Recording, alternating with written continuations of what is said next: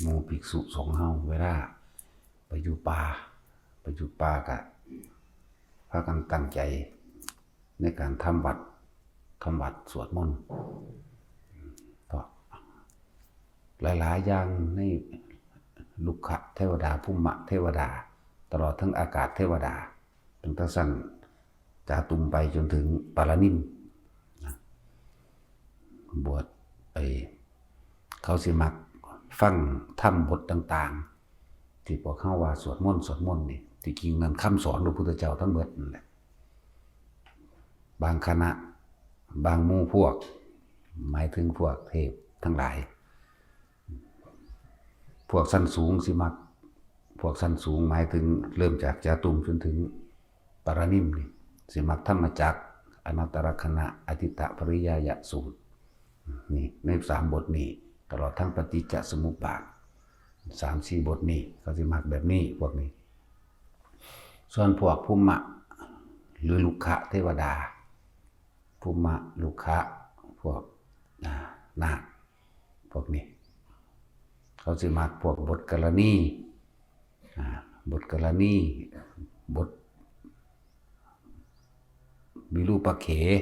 บทกรณีวิรูปเขพวกนี้แล้วก็ยังละคือที่พวกเข้าสวดใส่เป็นปริตนั่นแหละส่วนที่สูงขึ้นไปอีกหมู่พรหมทั้งหลายมักการเข้าฌานทรงฌานนี่เป็นระดับของไผของมันอยู่พวกอยู่น้ำเฮาหมายภูมิเทวดาลุกขะเทวดาหรือพวกภูมิต่างๆพวกภูมิต่างๆที่พวกเขาเอิ้นรับแร่มั่งบังบดมั่งพวกนี้พวกนาคพวกนี้ต่างๆเหล่านี้เขาสิมักพวกนี้ดอกบทกรณียมิตรสูตรพวกนี้บทอื่นๆเขาก็ฟังได้อยู่ให้ความเคารพอยู่แต่ว่าคือความถึงใจความเข้าใจของเขาความต้องการของเขาบ่คือกันพวกนี้ได้จังว่าเวลาเฮาทำวัดก็คือเฮาก็สรรเสริญคุณพระพุทธเจ้านั่นแหละเริ่มต้นแรกแต่เฮาโยโสภควาอิหยังก็ล่ะเริ่มมาแล้วเฮาก็สวดพระปริตต่างๆปริตแปลว่าปกป้องแปลว่าคุ้มครองคำว่าปกป้องคุ้มครองครับหมายถึงว่าทำความเป็นมิตรผูกมิตรบ่เป็นศัตรูกับไผแล้วบทต่างๆที่แปลกๆที่เป็นบทที่เขาว่าสวดอยู่ไสก็สร้างไปทั้งใดก็ตามสิมักเบิดคือมหาธารณปริตอย่างหนึ่งเสริมอันนั้นนี่ให้เขาหมายถึงสารการวิชาสูตรเด้ออันนี้พวกนี้เฮาก็เวียนมือสวดเอาดันแหละบ่แม่นเฮาสวดทีเดียวถ้าขยันไปผู้เดียวนี่สวดผู้เดียวหมายถึงทั้งหมดเลยเฮาสิสวดผู้เดียวแต่ก่อนที่ไปผู้เดียวนี่ที่พวกเฮาสวดอย่างชุดที่1ชุดที่2ชุดที่3สวดผู้เดียว3 ชั่วโมงกว่าแล้วก็สวดเร็วพร้อมจิตเวลามันตั้งมั่นเขาปึ๊บมันก็ไหลของมันเลยบทใดที่บ่คล่องปากขึ้นใจก็เปิดหนังสือใส่เป็นจังซั่นมาเฮ็ดมาจังซั่นบ่ให้ฟังบ่ได้มาตรฐานของไผหรอกแต่ว่ามาตรฐานเฮาผู้เดียวอันตั้งแต่อยู่ผู้เดียวก็ดีแล้วก็บทอิหยังล่ะแปลกๆนั่นครับพวกเฮาก็บ่ทันได้สวดได้เอาซ้ำนี้ก็คือสิเป็นตาตายแล้วล่ะคือเบิ่งสวดหลายจังซั่นจังซี่บ่แห้งแล้วล่ะเนาะจริงๆเฮาสวดหลายกว่านั้นอีกเด้สวดหลายกว่านั้นแต่ว่าบ่นำมาแต่ซ้ำนี้ก็พอแห้งแล้วเป็นชั่วโมงแล้วเขาว่าเด้ซ้ำ30-40 นาทีนี่ก็ว่าโดนแล้วอะไรจังว่าให้เสียงที่เฮาสวดสาธยายออกไปนี่บ้านเฮาเอิ้นสวดมนต์เหมาะสมภูมิเทวดาลุกขะเทวดานาคยักษ์ขุดคนทันต่างๆมื้อนี้ก็คืออยู่ในปริตต่างๆนั่นแหละเด้อบทปริตต่างๆส่วนการยับขึ้นไปอีกจังซี่ก็คือธรรมจักรพวกสั้นสูงธรรมจักรตั้งแต่จาตุมขึ้นไปฮอดปารานิมธรรมจักร อนัตตลกนัสูตรอธิตปริยสูตรนะครับปฏิจจสมุปบาทนี่ขาดบ่ได้ให้ลงท้ายตบท้ายตลอดให้ตบท้ายตลอดเข้าใจว่าล่ะนั่นแหละก็ให้ส่วนหมู่พรหมทั้งหลายต้องการคนทรงฌานหมายถึงอาหารเขาหรือความต้องการของเขาจิตนิ่งเป็นหนึ่งเริ่มจากปฐมฌานทุติยฌานตติยะขึ้นไปอันอื่นๆก็เฮาเอาแค่นี้1 2 3แต่เขามันก็ให้มันเผลอเขาไปเอาเองพวกนี้แล้วก็การใคร่ครวญเรียกว่าพิจารณาซึ่งเหตุและปัจจัยทั้งหลายที่ทำให้สัตว์เวียนว่ายตายเกิดพวกสั้นสูงเขาจะมักหมายถึงพรหมขึ้นไปนะบ่แม่นเฮาทองแค่ว่าอันอิมัสสมิงสติอิทังโหติได้อวิชชาปัจจยาสังขารสังขารปัจจยาวิญญาณังเวลาใดที่เฮาจิตตั้งมั่นเป็นหนึ่งใคร่ครวญเหตุและปัจจัยแห่งสัตว์ทั้งหลายเวียนว่ายตายเกิดคำว่าเพราะสิ่งนี้มีเพราะสิ่งนี้มีเป็นเหตุเป็นปัจจัยให้สิ่งนี้เกิดตามหมายถึงเฮาสิใคร่ครวญพิจารณาในใจของเฮาเองในเรื่องของว่าเพราะว่าเฮาอยากได้นั่น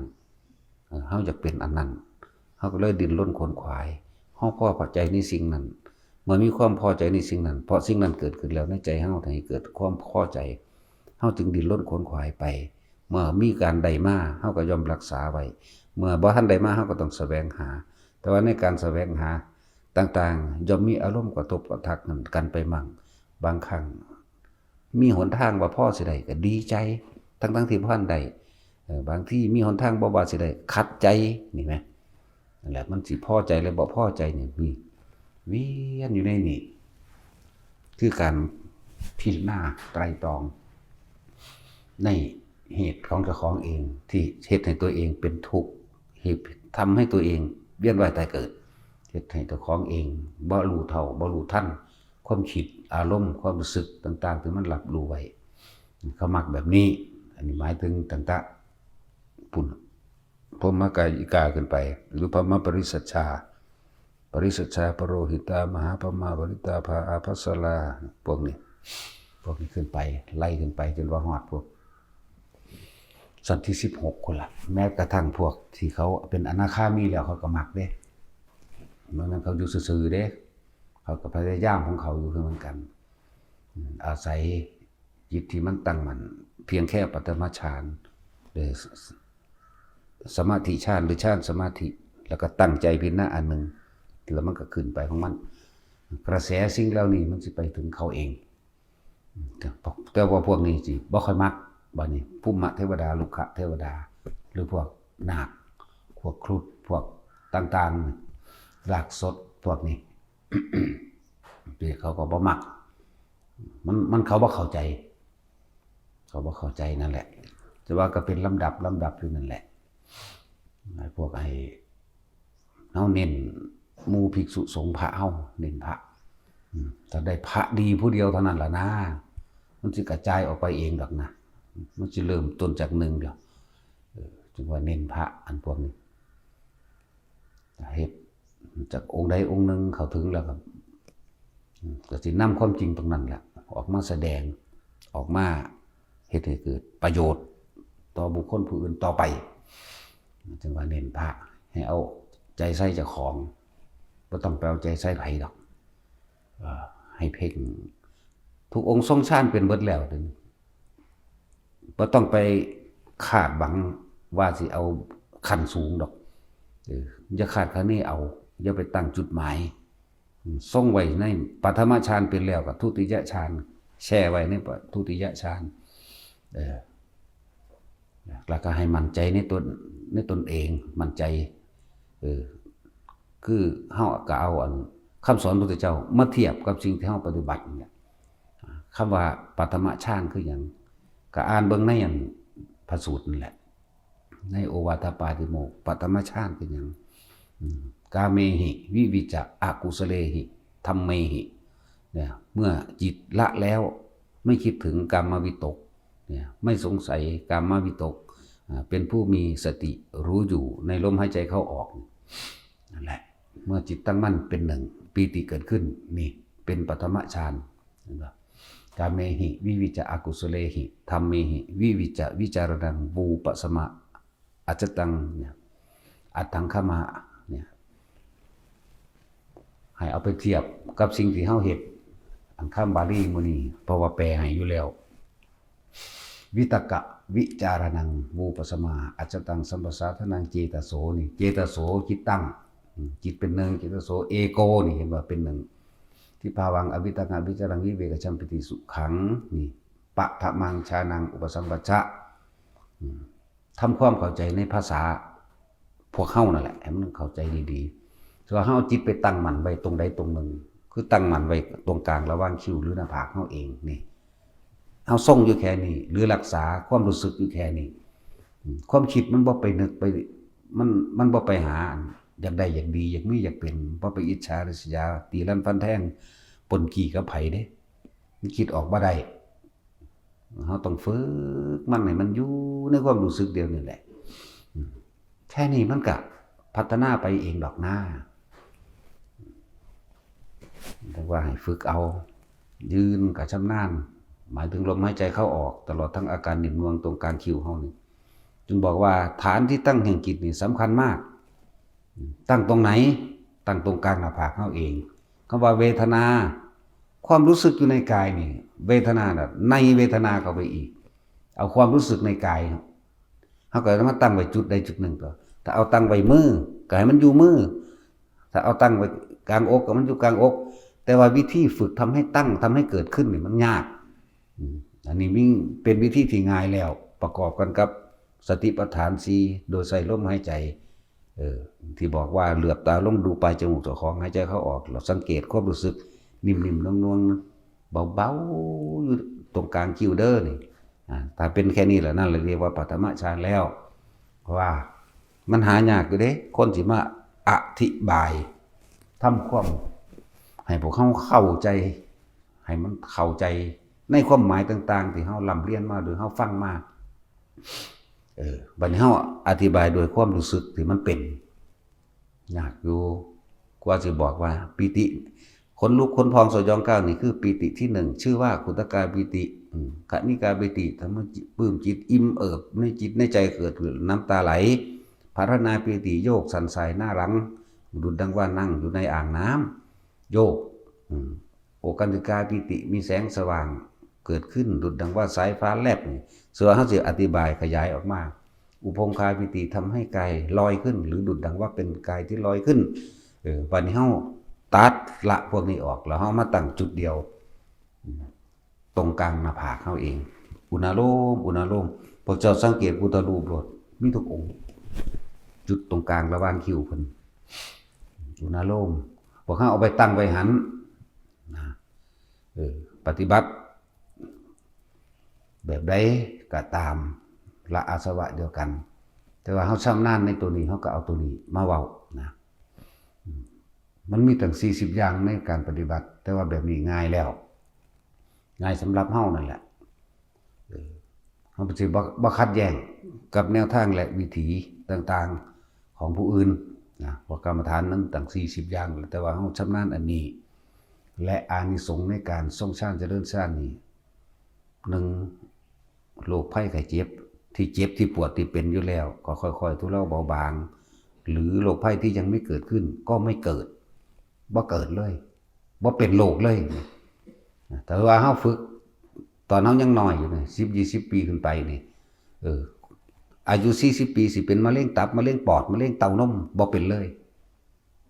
นั่นแหละการทรงฌานเจริญฌานเรียกว่ามันเป็นกุศลเกิดอยู่ตลอดเกิดอยู่ตลอดมีดีอย่างอันตรายใดๆไม่อาจสามารถทำร้ายเราได้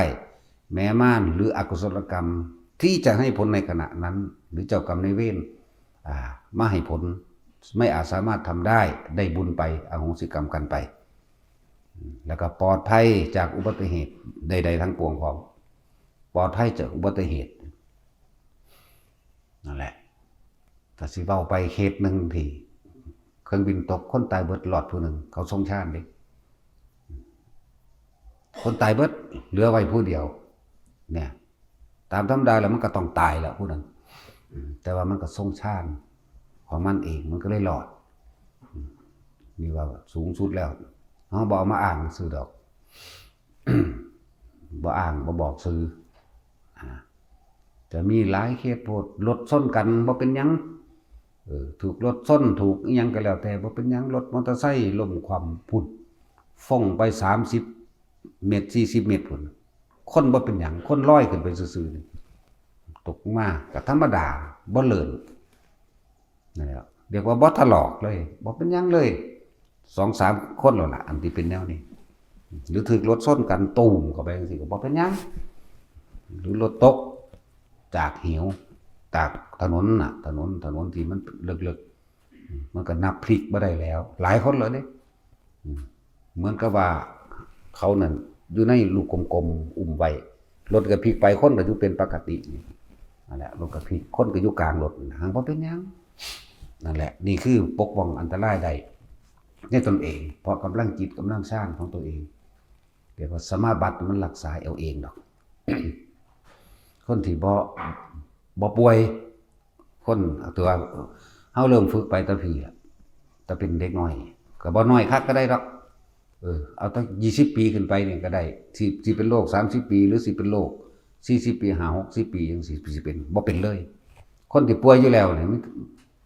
ฝึกแล้วโรคนั้นก็ค่อยทุเลาเบาบางจนถึงหายโรคหยังก็สร้างได้ทั้งนั้นในเขตโรคหัวใจอยู่นี่ก็หลายเยอะอยู่นั่นแหละคืออานิสงส์คือผลพลอยได้ของมันเพราะว่าจิตเฮามันตั้งมั่นเฮาบ่ไปนำเรื่องร้ายๆคือบ่ไปคิดถึงเรื่องร้ายๆเรื่องโกรธเกลียดไม่พอใจเฮาบ่คิดมันเข้ามาเฮาบ่ที่จริงเฮาดึงเข้ามาเอาเองเบิดทุกเรื่องเฮาเป็นผู้ไปน้อมมันเข้ามาหาเฮาเองคิดหลายคิดบ่จังซั่นจังซี่เข้ามานั่นแหละทั้งหลายมันก็แทรกซึมมานำความคิดเฮานั่นแหละก็เฮ็ดให้เฮาฉุนเฉียวโกรธไวโมโหทำอีหยังลงไปโดยบางที่เป็นอารมณ์เลยล่ะปัวเนี่ยอารมณ์ชั่ววูบจังซี่เฮ็ดให้เสียหายผู้อื่นได้ตัวเองก็เสียหายคือกันแต่เสียหายผู้อื่นล่ะแต่ตัวเองนั่นแหละเสียหายก่อนนั่นแหละทีนี้ถ้าเฮามีฐานที่ตั้งแห่งจิตฐานที่ตั้งแห่งความรู้สึกรับรู้ความรู้สึกบ่ให้มันคิดนึกไปทางไม่แม้มันคิดนึกก็ดึงกลับมาได้อยู่ตรงกลางหน้าผากระหว่างคิ้วถึงแม้ว่ามันจะเคลื่อนขึ้นบนหัวมั่งหรือเป็นรูหน้าอกมันก็ช่างขอให้ได้เริ่มต้นซะก่อนเถอะเริ่มต้นเป็นแล้วก็ค่อยๆประคองไปรักษาไปมันบ่ไปชินในการคิดนึกเรื่องต่างๆนานาพอเฮาตื่นขึ้นปุ๊บคิดถึงวัตถุสิ่งของบุคคลเงินทองเรื่องราวต่างๆก่อนที่จะลุกตื่นปั๊บนี่มันบ่ได้ลุกยืนเลยเด้ตื่นปั๊บขึ้นความคิดไปแล้วแต่ว่าถ้าคนฝึกดีแล้วตื่นปั๊บเข้าฐานที่ตั้งแห่งจิตปั๊บโลดคนฝึกดีแล้วนะจังว่าคอยฝึกไปมันปฏิมูลธรรมดาหมู่ภิกษุสามเณรเวลาออกไปนี่ก็ให้ทำตามข้อวัดนี้ให้ทำตามข้อวัดถึงเวลาทำวัดก็ทำหรืออยากสวดบทใดบทหนึ่งขึ้นระหว่างทำกลางเวลาใดก็ช่างสวดได้เลยบางทีเฮาก็เดินจงกรมไปทรงฌานไปเฮาสวดบทต่างๆเป็นการแผ่ความรู้นี้ออกไปบทกรณีบทวัตกะปริตบทมหาธารณปริตสารการวิชาสูตรเดินจงกรมแต่ก็ท่องบทนี้แต่ก็ทรงฌานไปนำเนี่ยนั่นแหละเยอะถ้าว่าจังซั่นไปทางใดก็บ่อดอยากดอกมันมีเพราะว่าเฮาเป็นผู้ให้เขาก่อนเขาก็คอยสะกิดมาเองแหละต่างๆนานานั่นน่ะส่วนมากเขาบ่ค่อยเคร่งใส่เป็นใดมีแต่จักเอาผลเลยตัวเองต้องฝึกตัวเองต้องสะสมซะก่อนส่วนมากเขามาสิเอาผลมันเลยผลไปทางดังผลไปทางลาภสักการะผลไปทางอยากให้คนเคารพนับถือผลไปทางนั้นเด้แต่ว่าบ่ฝึกตนมันจะเอาผลมาจากไสในเมื่อตัวเองบ่สร้างเหตุบ่ฝึกตนซะก่อนเฮ็ดไปแล้วก็ร่วมการปฏิบัติทั้งเบิดนี่ที่เฮาเฮ็ดมานี่บ่ได้เอาหยังบ่ได้เป็นหยังเด้บ่ได้เอาว่าเป็นผู้มีชื่อเสียงโด่งดังบ่ได้เป็นอีหยังเลยแม้กระทั่งพระอรหันต์เด้เฮ็ดไปละความเห็นแก่ตัวนี่ไง ละความเห็นแก่ตัวออกแม้กระทั่งความคิดเห็นเจ้าของนี่ก็ยังบ่ให้เอาไปยืนยันตัดสินกับไผเด้ละออกให้เบิดละเลิกบ่ให้มีแหมบ่ให้มีหยังข้างคาในความคิดได้เลยบ่ให้เป็นหยังในความสรุปยอดเลยว่าบ่ให้เป็นหยังพร้อมปฏิบัติทั้งเบิดนี่บ่ได้เอาหยังบ่ได้เป็นหยังบ่ให้มีหยังพร้อมอะไรจังว่ามีจุดหมายเดียวสิ้นอาสวะมีจุดหมายเดียวบ่อยากได้หยังบ่อยากเป็นหยังนิพพานภาษามันซื่อๆเด้นั่นภาษาเทียบอยู่ไสก็สบายเบิดถ้าคนบ่อยากได้หยังบ่อยากเป็นหยังบ่ได้หยังบ่ว่าบ่เกี่ยวกับว่าไผสิมาหาบ่มาหาเพราะว่ามันจิตมันว่างอยู่จังซั่นมันสบายเด้ตายก็เป็นสุดท้ายพร้อมบ่ต้องมาเกิดเพราะว่าจิตพวกเฮาบ่มีที่ตั้งจิตเป็นชื่อสมมุติอันนึงมันรับรู้ทุกสิ่งทุกอย่างในนี่เป็นผู้สังสมเป็นสัญญาเป็นอย่างที่มันอยู่ในนี่อยู่ในความรู้สึกเฮาเองเนี่ยถ้ามันบ่คิดบ่นึกในความอยากได้เด็กดีอยากมีอยากเป็นอย่างมันสบายทั้งตัวมันก็ว่างของมันนึงเด้ล่ะแต่เฮาต้องฝึกเพราะปกติมันมักคิดตามสัญญาเก่าๆที่มันอยากได้อยากเป็นนั่นแหละเป็นทั้งผู้สะสมเป็นทั้งผู้สะสางทั้งสั่งสมและสะสางรวมแล้วก็สัญญาอารมณ์ความรู้สึกนี่แหละเรียกว่าจิตภาษาเอาภาษาเฮาแหละสัญญาอารมณ์ความรู้สึกทั้งหลายที่มันรวมอยู่ในนี่มันมีความพอใจกับบ่พอใจอยู่สองอย่างเฮาเห็นคนผู้หญิงเห็นผู้ชายหรือเห็นไปก็แล้วแต่ในความตัดสินมันโดยความชินโดยสัญญาอารมณ์ความรู้สึกของมันโอ้ยขี้ร้ายนั่นโอ้ยงามนั่นมันไปตัดสินไว้ล่ะเห็นบ่สัตว์ก็สร้างหมาตัวนี้คืองามแท้ก็มีหมาตัวนี้เป็นตะขี้เดียดเนาะก็มีนี่พอใจก็บ่พอใจถ้ามันบ่คิดบ่นึกเด้มันบ่มีหยังเกิดขึ้นได้เด้เพราะว่าคำว่าจิตไม่มีที่ตั้งคือความคิดเราไม่ไปคิดถึงทั้งที่ตาเห็นอยู่ก็ช่างหูได้ยินก็ตามคนยางมานี่แน่2 3 4คนเฮาก็เห็นว่าคนผู้หญิงผู้ชายเด็กน้อยเฮาก็รู้ซื่อๆเท่านั้นล่ะแต่ว่าเฮาบ่ไปคิดไปนึกว่าผู้นั้นสิร้ายหรือเขามาหยังอยู่ซื่อๆเลยสิร้ายหรืองามดำหรือขาวแบบใดก็แล้วแต่ถ้าเฮาบ่ไปคิดนึกปรุงแต่งแบบนั้นแบบนี้มันก็สบายเด้เด็กน้อยมันก็รู้โดยสัญญามันคือเก่าอันนี้เด็กน้อยผู้หญิงเด็กน้อยผู้ชายอันนั้นพ่อมันแม่มันหรือบ่พ่อบ่แม่มันก็สร้างนั่นผู้หญิงนั่นผู้ชายมันก็รู้โดยสัญญาของมันนั่นแหละถ้ามันบ่คิดบ่นึกแล้วมันก็บ่มีหยังเด้ล่ะอารมณ์เกิดบ่ได้นั่นแหละจึงบอกว่าเพิ่นจึงให้รู้เท่าหรือทันความคิดเจ้าของเองผู้หญิงผู้ชายมันก็รู้ของมันหมามันก็รู้งัวควายมันก็รู้เปรียบเทียบอย่างหนึ่งที่ทุกคนผ่านมาอยู่ตลอดพวกเขาเคยเห็นเสาไฟอยู่เสาไฟฟ้าเห็นแต่ว่าเขาบ่เคยคิดกับเสาไฟฟ้าเลยนี่เกิดยังขึ้นได้บ่ทุกข์กับมันสุขกับมันบ่กับเสาไฟฟ้านี่ไหมความคิดไม่ไปไข้ควรพิจารณาจึงเรียกว่าจิตไม่มีที่ตั้งไม่ได้ไปตั้งบ่ได้ไปตั้งบ่ได้ไปคิดถึงเสาไฟอันนั้นมันคือขี้ร้ายแท้มันคืออุญุอาญะแท้มันบ่คิดต่อไปเด้นั่นแหละจุดนี้คนบ่เคยคิดถึงอยู่แล้วเลยเอามาเทียบให้ฟังแต่ต้นไม้ยังว่าต้นนี้งามกูอยากได้ไปเฮ็ดนั้นเฮ็ดนี้อยู่แต่คนยังมีขี้ร้ายกับงามเหมือนกันเด็กน้อยผู้ใหญ่นิสัยดีบ่ดีมันยังมีเลยเทียบเสาไฟฟ้านั่นแหละสบายเนาะสบายตัวมันเหลียวเห็นซื่อๆแล้วมันบ่คิดหยังแต่เฮาเห็นบุคคลสัตว์สิ่งของทั้งหลายเป็นหนึ่งเดียวกันได้เหมือนกับเฮาเบิ่งเสาไฟฟ้าสบายเลยบ่ต้องเกิดเฮาบ่ไปตั้งเฮาบ่ไปไข้ควรเฮาบ่ไปคิดถึงเฮาบ่อยากให้มันเป็นนั่นแหละคำว่าอยากให้มันเป็นนั่นแหละเฮากำลังเป็นเข้าใจบ่เฮากำลังมีสิ่งนั้นแหละก็เป็นไปนำสิ่งนั้นแหละเน้นย้ำมุ่งภิกษุสามเณรเข้าป่าเข้าดงถึงเวลาทำวัดเป็นไป1ไป2ไป3ก็ตามทำวัดเฮ็ดไปค่อยๆไปนั่นแหละ อย่าลืมสิ่งที่เฮาสิสื่อสารหรือ ให้เป็นผู้ให้กับหมู่ภูมิเทวดาลุกะเทวดาอากาศเทวดาใดคือการสวดมนต์สาธยายธรรมของคำสอนพระพุทธเจ้านั่นเองเขาสิอิ่มเอิบนั่นคืออาหารเขาส่วนอาหารทางกายของเขาก็เขาเฮ็ดไว้แล้วทิพยาหารอีกอันหนึ่งส่วนของหมู่พรหมก็คือการทรงฌานหรือเจริญฌานต่างๆรักษาฌานไว้และสิเป็นทางปัญญาคือพิจารณาซึ่งปฏิจจสมุปบาทนะพิจารณาตัวนี้ทรงฌานเข้าไปปุ๊บน่วงอยู่บนหัวเฮาใดวิตกวิจารวิตกคือนำเรื่องใดเรื่องหนึ่งขึ้นมายกขึ้นมาแล้วพิจารณาให้มันสุดหลอกเฮาสิพิจารณาเรื่องกิเลสวัฏกรรมวัฏวิบากวัฏมีอาการ12คิดไปเลย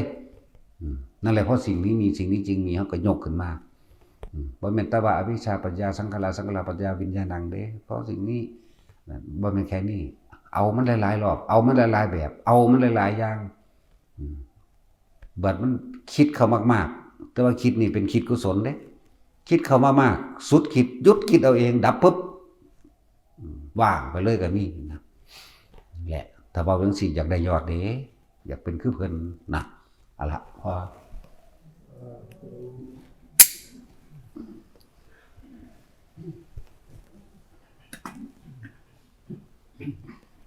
ยะถาวาริวหาปุราปริปุเรนติสาคารัง